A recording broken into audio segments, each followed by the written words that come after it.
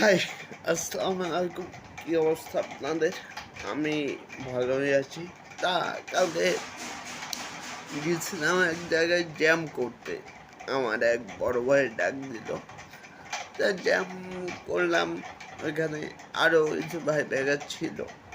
তা ওনাদের মধ্যে একজন সিনিয়র ভাই, মানে মোস্ট সিনিয়র পদচ্ছদে, আমার অনেক বড়। তা উনি এসে আমারে বলছে, মিউজিক করো? আমি বলছি হ্যাঁ। বলছে কতদিন? বলছে এই 7-8 বছর। তা উনি এসে আমারে বলতেছে যে তুমি অবসকিউর, ডিফারেন্ট টাস্ক, নোভা এইগুলা শোনো। তা তখন কি বলে যে নিজেদের নিজে অনেক ছোট মনে হচ্ছিল, প্লাস হাসিও লাগতেছে।